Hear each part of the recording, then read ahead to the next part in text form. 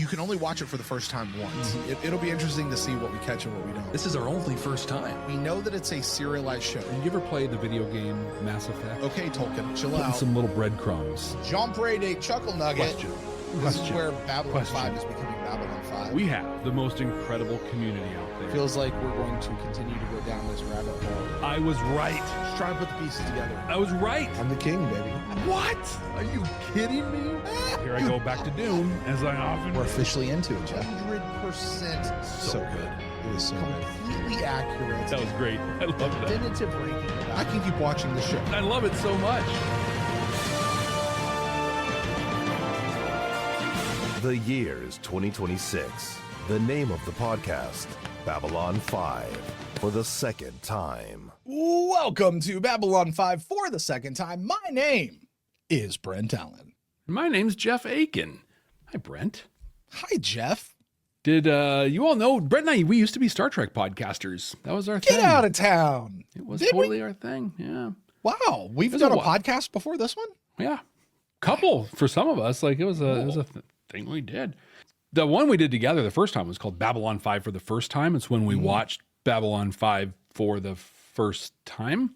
Mm-hmm. Pretty on the head name for it, but I tell you what. Hey, fun fact about that show. Yeah. That name was only ever supposed to be a placeholder name. Right. We fully intended to come up with a much better name. And here we are. Never now. did.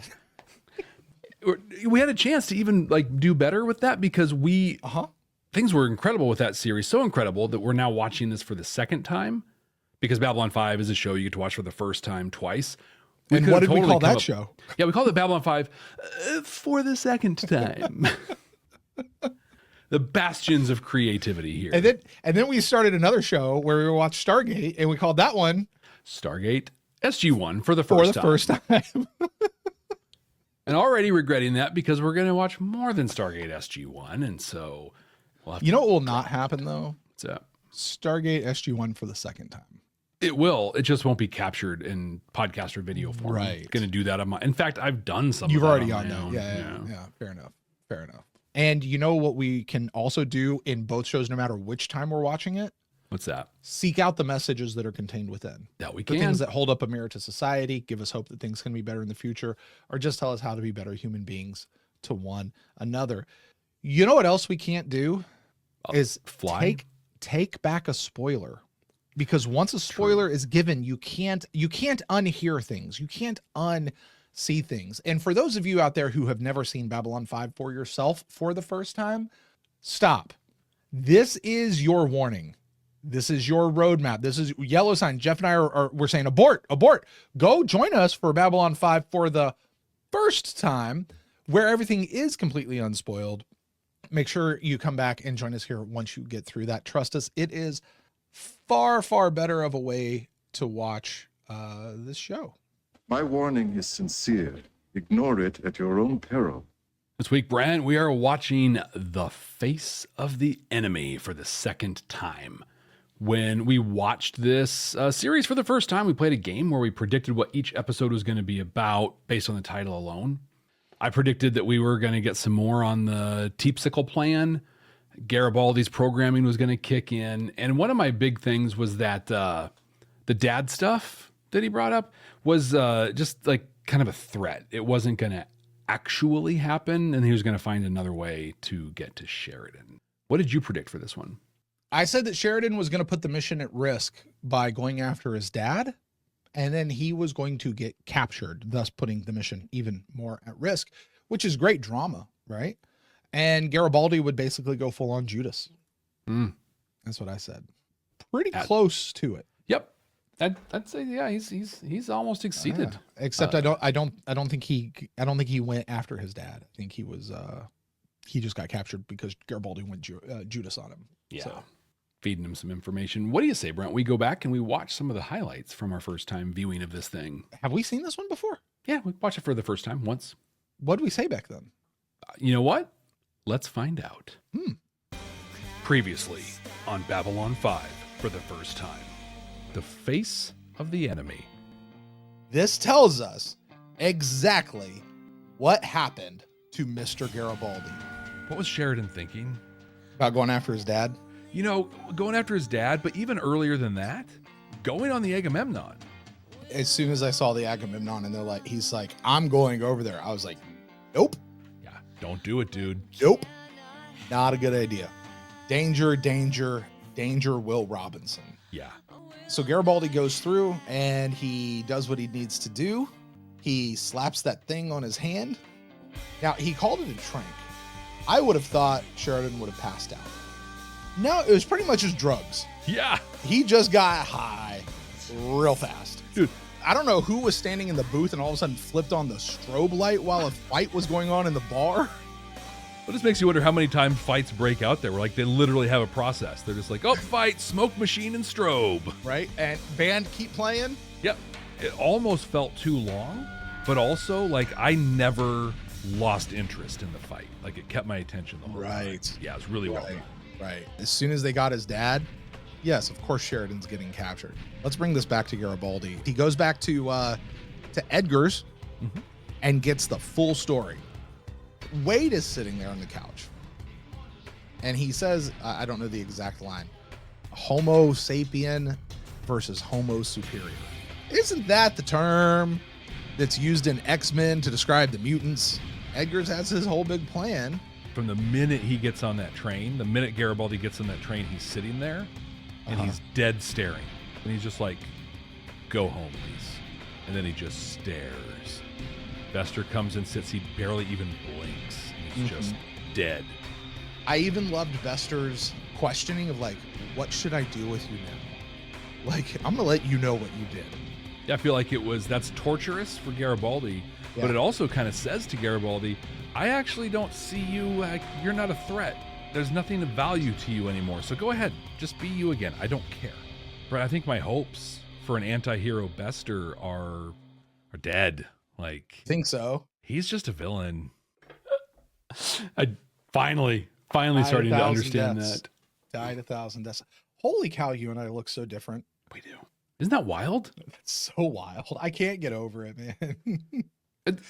I feel like I look like my brother. Hey, so it turns out I was wrong about my prediction. Sheridan is going after his dad, and that's how he winds up getting captured. So spot on me. Well done. You had a question about the Agamemnon. Yep. I have an answer. Would you like it now or would you like it later? Let's get it now. Okay, cool. And this is more of just a bit like a neat thing. Okay, because Sheridan does get back on board the Agamemnon, and that's what eventually leads to his capture, right? JMS says this, there's a bit of irony in the fact that the stage for Sheridan's capture is set when he steps foot aboard the Agamemnon, his old ship. In history, Agamemnon was the supreme commander of the Greek forces at the Battle of Troy.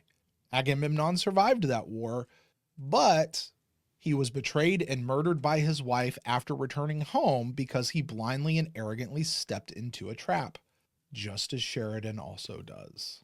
Interesting. So let's look for the blind arrogance that Sheridan steps into this trap as he steps on board the Agamemnon in this episode. Definitely.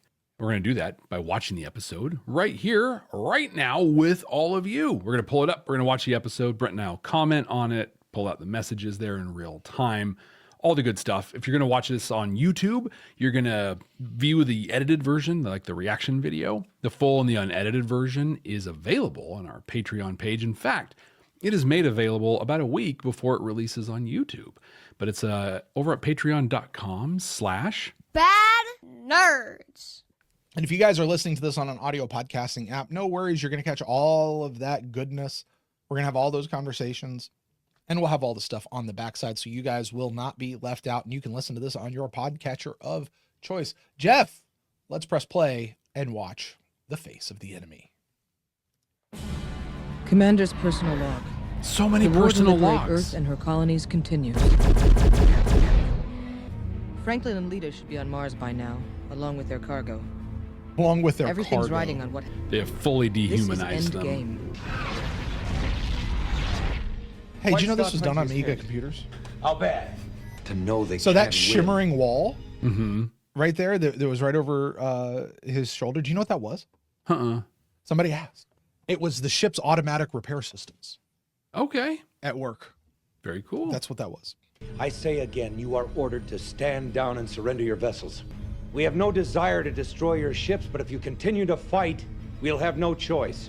As soon as our forces surrender, our crews are taken out, executed, and then replaced by Minbari crews. Is that what you've been told? It is, and I believe it. So what do? Here's what I was told. Here's what I was briefed on. If they've been lying to me this whole time and I've taken all of these actions based on their lies, oof. Yeah. What else have I done? Am I going to get in trouble for that? If you're lying to me and I stand down and all of a sudden this happens to us, oof. Have you ever heard of the idea of having personal bank accounts with people? Mm-hmm. Yeah. You know, this is an interesting piece. You know, like we all have personal bank accounts. You make deposits, you make withdrawals, right? Based on how you interact with the relationship, right? And here's Mackie standing up being like, hey, don't worry about any of this. You and I have a personal thing. You know me. Listen to what I'm saying here. This is a personal thing from us, not in the chain of command, whatever. Mm-hmm. You know, we have a relationship. Also, him sitting there, first of all, it's totally how dudes just respond. But can you imagine coming across your teacher who bust your balls like that? Right. Like, if they believe that, then you're even dumber than you were when you were my student. Like, what? Also, I don't care how old you are.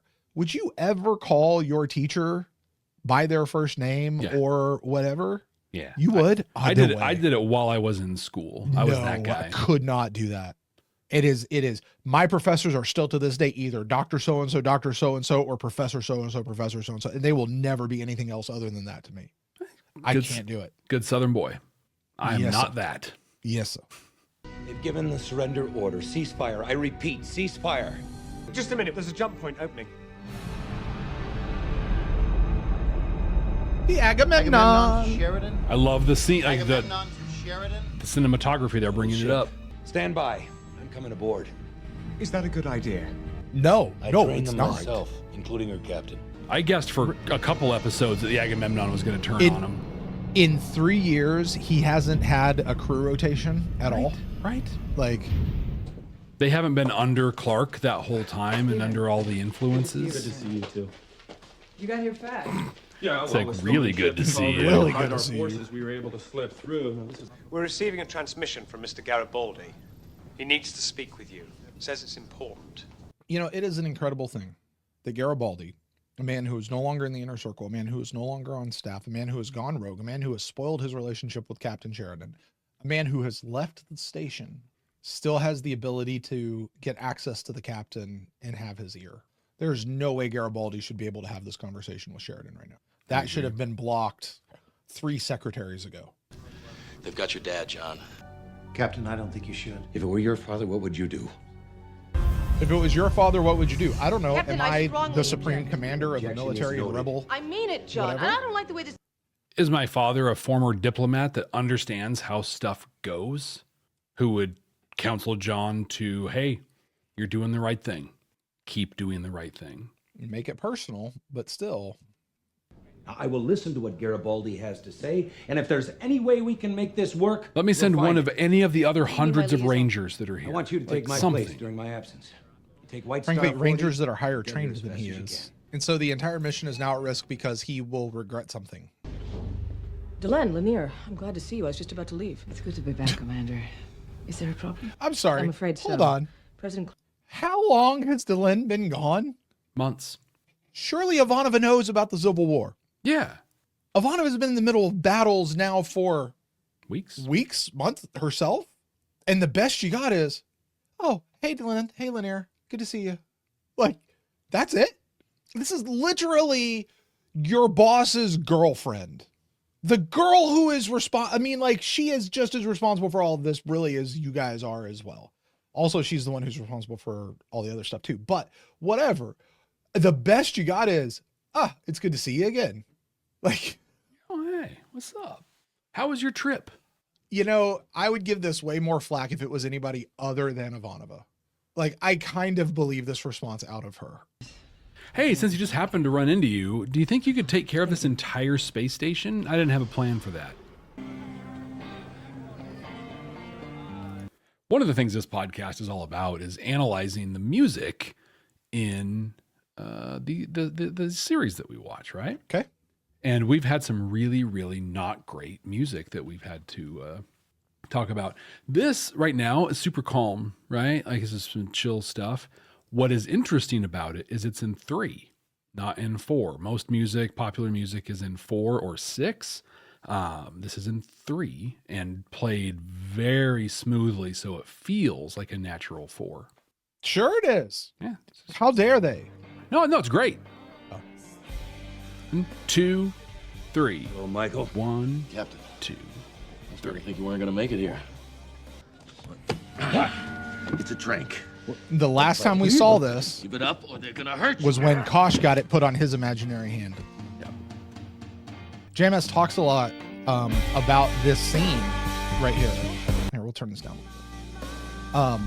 He talks a lot about this scene about the time when he personally got jumped. And he talks about how time slows down. And he's like, also, people think that it's like a quick bop, bop, bop, bop, bop, and then it's done. He's like, when I got jumped, it lasted for a solid 10 minutes. Like, but time really seems to slow down. Things move slower when you're in the middle of that. You know, so that's all a part of what's going on here. Wow. So, you know, this is really, I mean, you got to wonder how much of this was JMS writing in the script versus him just being down on the floor. Yeah. Being like, hey, I think Mike V'ger is the director for this one. You're like, do this scene this way. Yeah. And it's sitting there in the editing bay. There's a lot of editing in this one. Oh, sure. Oh, well, yeah, that would be, JMS would certainly be there for the edits and stuff. Those shots right there, like those still shots, are actual like still photos that are captured by the guy who's on set taking their promotional photos. Oh, really? Yeah, like they worked those into. It's not just grabs from the video that they paused. This is such a brilliant fight scene, and I think sci-fi in general in the 90s not known for its good fight scenes. And one of the things, the tools you can use to get around that is lighting and making sure that you never actually see contact, right? Because it looks so dumb when they're like this far out and whatever, and it's hard. The way that they used the strobe, the different angles, it was brilliant, and it well done, well shot. Yeah, and you felt it, right? Like I think to his point, because he wrote, directed, edited this in a way from personal experience, it felt real. Like I felt like I was getting my ass beat. It was really well done. We interrupt our regular programming for She's so this happy. important announcement. The leader of the renegade fleet that has been attempting to destabilize Earth for months has finally been located and detained. Force was captured earlier today by forces loyal to President Clark and is now being held in a secure facility. Not Earth forces. Unlike forces loyal to President Clark. I have a real problem with the idea of people being loyal to a person in terms of politics. We are loyal to our country. We are loyal to, we even say, our Constitution. We're loyal to our countrymen. People that are loyal to a party or to said politician. Not good. And when I see politicians, not just one, multiple, talk about, oh, I can't believe they didn't do that. What a disloyal person they are, especially after all this stuff I did for them. That should give everyone pause. Yep. Enough to be like, and you're out.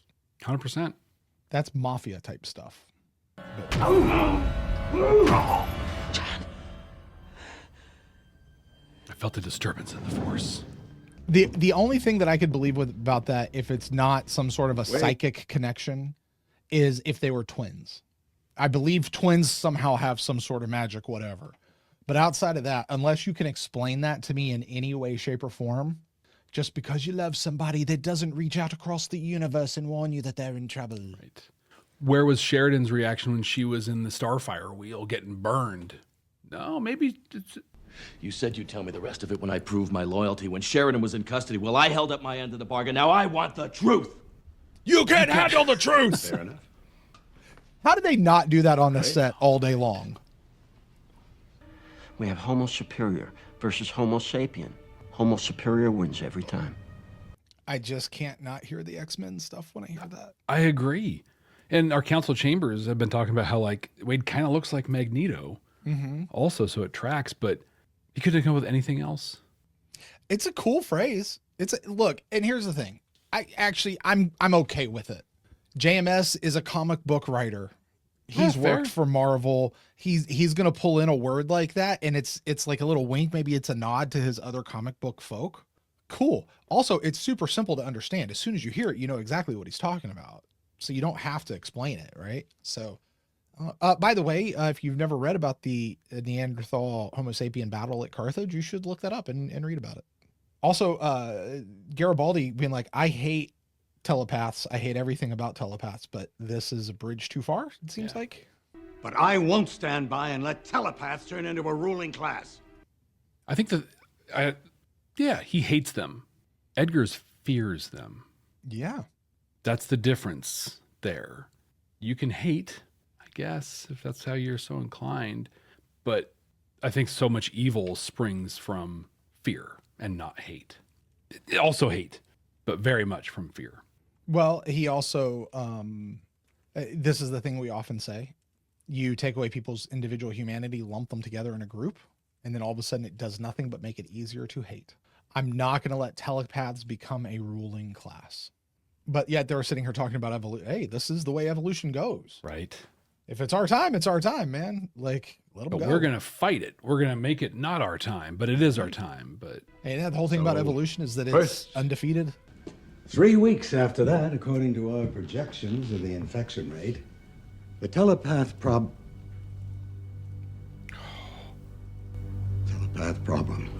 Incredible writing, incredible acting right there. I mean, that was perfect. What were you doing there, Lisa? Aren't you supposed to be making dinner or something? I don't, well, and in the kitchen barefoot, probably not pregnant. Well, maybe pregnant. I guess he could still go. Yeah, that's the thing. Yeah. Yep. As Becky says in the council chambers chat, one might call it a final solution.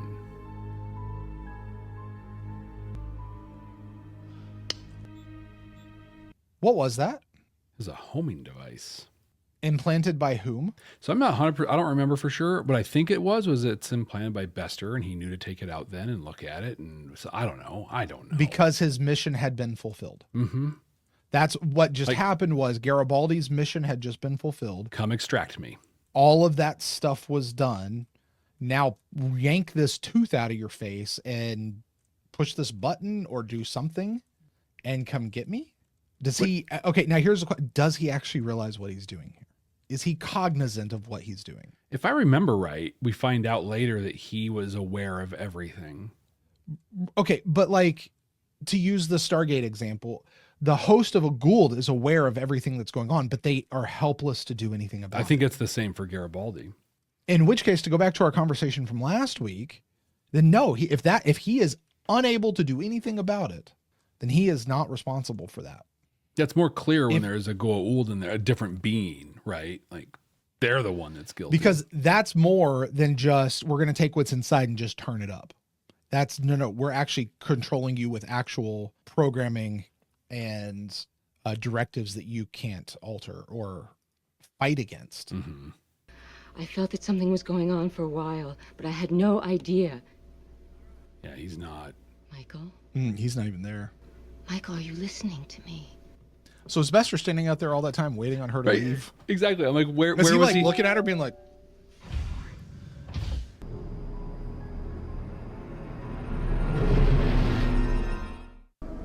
Thank you. Not that you had much choice. He just said it. You didn't have choice. Somebody just come around and replace you. They knew there were 3 people who could replace him. Delenn, Ivanova, and you. So the Shadows needed the Psi Corps to turn him. That's what it sounds like. The Shadows could not do that on their own. Because I remember that being the question, like, why did they hand them over to Psi Corps in the first place? Like, why would they just do it themselves, right? Yeah. You don't want us to do a full reprogram on him? By nature, Mr. Garibaldi is rebellious, stubborn, and suspicious.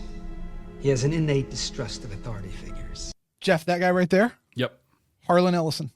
Oh, is it really? Harlan Ellison. Good for him. And he's not being an idiot, like a computer. He just said it. Yep.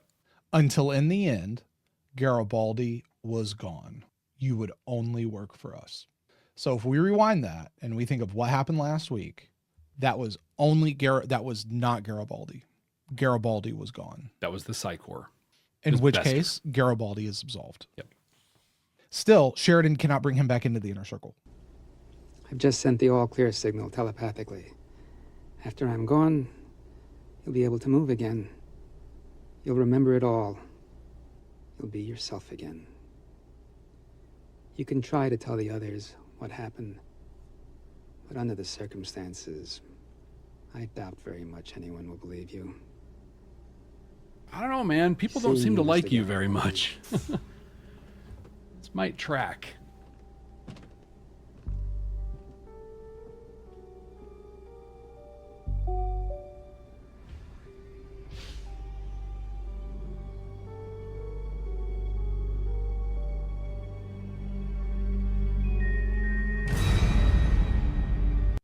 So a lot of people are talking about his parting salute to Garibaldi, where he says, "Be seeing you," as a reference to the 60s TV show you and I have heard again and again and again about, being The Prisoner. Okay.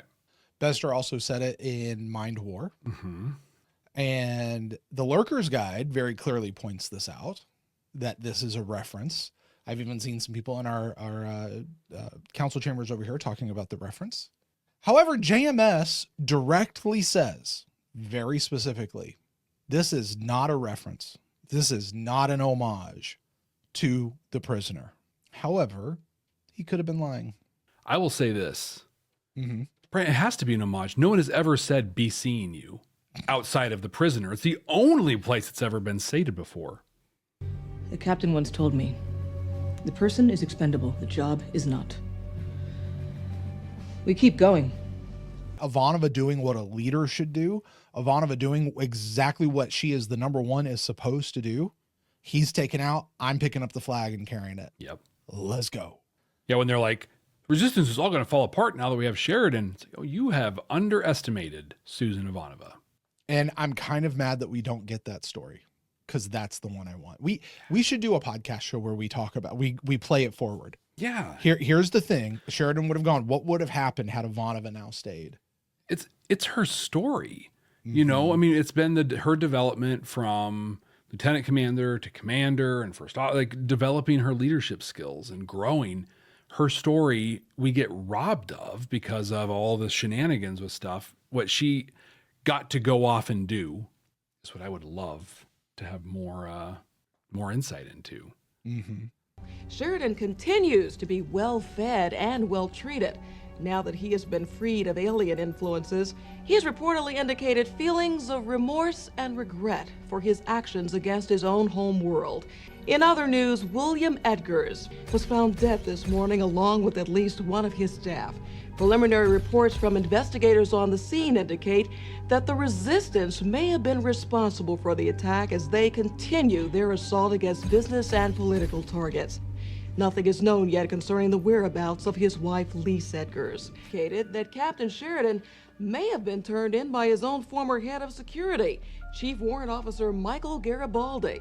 If this is true, we at ISN want to convey our personal thanks and gratitude to a true hero of the people. The people's champ. That's a masterstroke of ending the episode at that point right there. Yep. Who thinks a state-run media department would ever be a good idea? To give the official line from the government. Who raise your hand if you think that a state-run media will ever. Now, you could talk about the fake news all you want. You could talk about how all news is biased and all that. Listen, folks, I got some news for you. There is no such thing as unbiased news sources out there. There are so many state-run media shops across the world.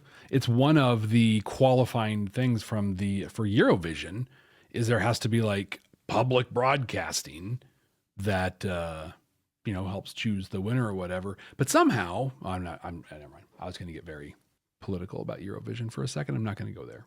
I'll just say there are some state-run media things that are still, for some reason, weirdly able to still compete. Does the name David W. Foster mean anything to you? It should from this point forward. It does not. David W. Foster is, in my opinion, the MVP of this episode. He is the editor. And everything from the fight scene on. The Bester doing his thing and the way that was cut together between the stuff, the way the episode just ended, this has to be some of his greatest work. So well done. Hey, listen, you and I, we often talk about the graphics. We talk about the writing, talk about the DP, talk about all that. Editor, Christopher Franco, we talk about him all the time. Like the production staff that JMS was able to put together for this show on the shoestring budget he had is just top of the game. Yep, I mean, amazing. the actors he got, everything, and I'm not saying he was perfect on it. There's certainly been some missteps, and we have noted them all. What show doesn't have a few? Yeah. But I mean, it's phenomenal what he was able to put together. Well, it's like Edgar's Ephraim Zimbalist Jr. I'm declaring myself a Zimbalist right here. That dude was incredible in his role. Absolutely amazing. That moment where he's like, and this will help the telepath problem. Do you figure that is, once again, there are so many things that I want to know. Was that written into the script, or was that an acting choice made on behalf of the actor, or a directing instruction, right?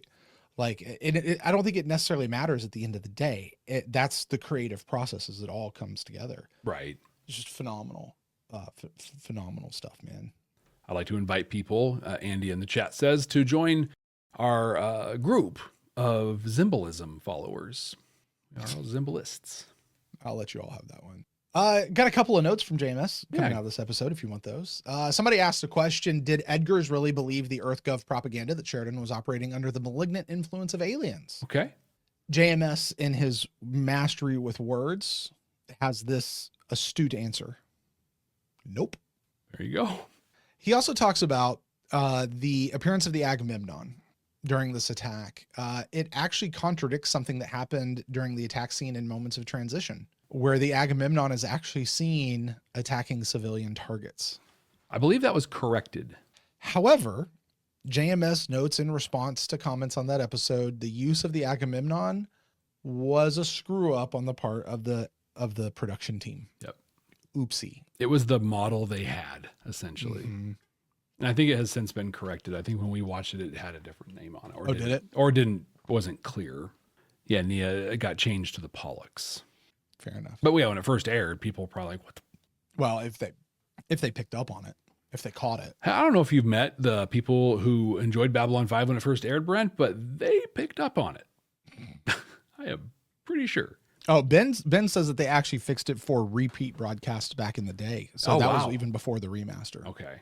So, Jeff, did you have any messages? We talked a lot about stuff during the episode, but did you have anything else you wanted to dive into before we move on? Not really. No, I think we covered it during the watch. I got one. Okay. Nothing good ever came from somebody saying, for the greater good. Right. I'm going to leave that one there. Yep. Oh, it's all People, you need to say. listen, this is for the greater good. We're going to do this evil. Get out. For the greater, no. Mm-mm. Run away. Mm-mm.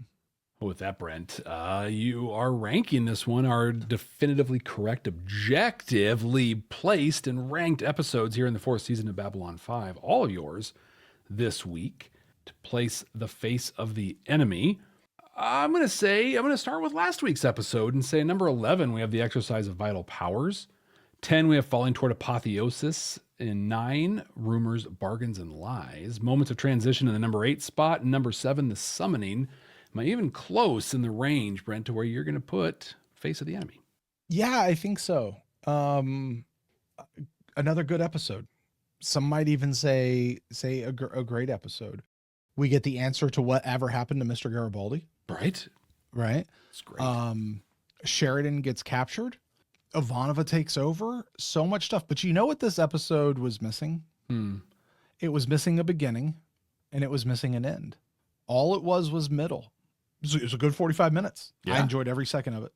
There is a thing about ranking these episodes where you have to take it on its own as a 45-minute chunk and go, where would I place this 45-minute chunk? And I'm looking at the list here, and okay, let me start with the exercise of vital powers. Okay. Was this better or worse than last week's episode? I don't know, but I think it's right there. Better or worse than falling towards apotheosis? I think it's actually better than falling towards apotheosis. I think last week should have gone above that one. Rumors, bargains, and lies. good episode. Moments of Transition also really good. And then, oh, man, it's so hard to rank in this area. We're just not done yet. We're just not done. So I'm going to keep this one with its brother or sister episode. But I do think because I like conclusions, and we did get some conclusions in this episode. I do tend to like those. So I'm going to place this one above The Exercise of Vital Powers. Could it move? Yeah, probably could. Do I think it could be better than Falling Towards Apotheosis? You know, Jeff, I'm trying. Remind me what happened in that particular. I know that was in that group of 6, but remind me exactly what happened in that episode. That's when it's when Kosh 2 gets his. Yeah. That was an episode where I said not a lot happened, but also a lot happened. It's kind of a lot of this particular episode. I think I like this episode better than that one. Yeah. I'm going to shift this up to our new number 10. Wow. Okay. Yeah. I'm going to shift this up. Is it better than Rumors, Bargains, and Lies? Man, I really liked that episode. That's really good. That was a good episode. So yeah, I'm going to leave it here at number 10. Codify that. And I said that by saying I didn't like Falling Towards Apotheosis. That's a lie. I love that. I love that whole 6 episode, whatever. But you understand what I mean. Well, Brent, that does it for The Face of the Enemy. And in the theme of not necessarily having beginnings or endings, next week, we're watching an episode called Intersections in Real Time. Do you remember what you thought about this episode? I remember everything about this episode. You know, we've been saying for weeks, like, I don't really remember what happened. No. That's not this episode. I remember everything. This is a stellar episode. Stellar episode. We often talk in Star Trek world that Star Trek's Chain of Command Part 2 is a tour de force acting between David Werner and Patrick Stewart. Mm-hmm. And it is. It absolutely is. I mean, what Patrick Stewart did for research for that role. Right. Patrick Stewart's actually hanging up there naked, like in the studio, actually naked, because it made the realism. I mean, just all of that kind of stuff. But I'm going to tell you something, Jeff. Don't you ever let this get out, because I will be hung by Trekkies everywhere. This one's better. This is just a mind bleep of an episode, and I'm here for it. I'm here for it. How about you? What do you remember? It doesn't get any better than this episode. Yeah. Of the interrogation episodes across all television, this is the best. And not like, oh, it's so fun. It's the most well done, well acted, well written, well directed, well lit. Every single aspect of this episode. But it does all the tropes that they all do. There does that. We're going to starve them, and then we're going to eat right in front of them. And we're going to offer them something. We're going to become their friend. We're going to have them say something that isn't true just to get them saying something that isn't true.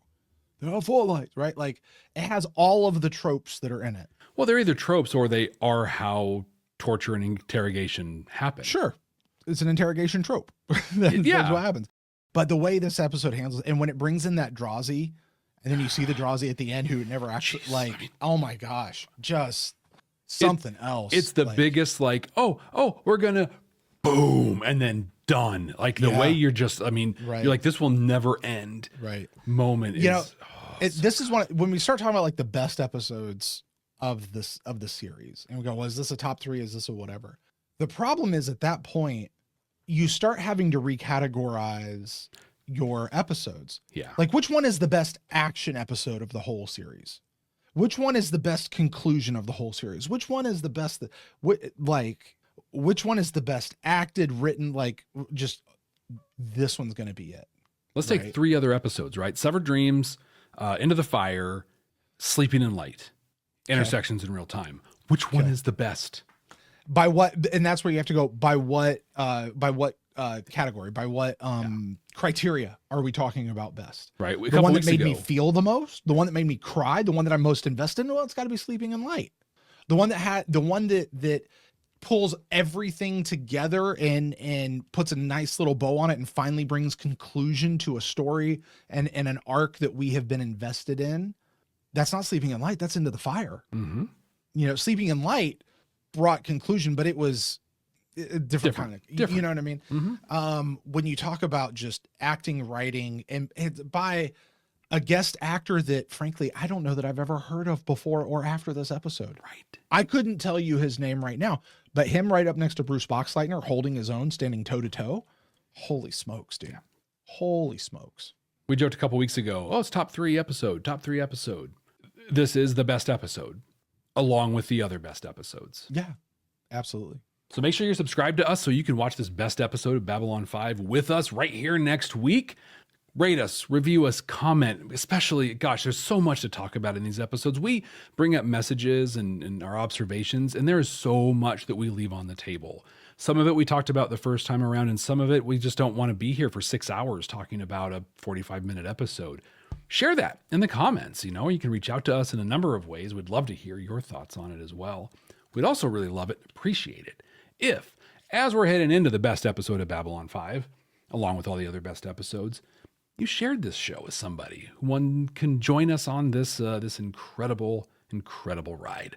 So until next time, I'm Jeff. Hey, Jeff. Yeah, what's going on? I just wanted to say that it's really good to see you. Okay, yeah, it's good to see you too. I mean, it's been months since I last saw you. Just saying hi. Hi. So now that you're here, will you take charge of absolutely everything? What?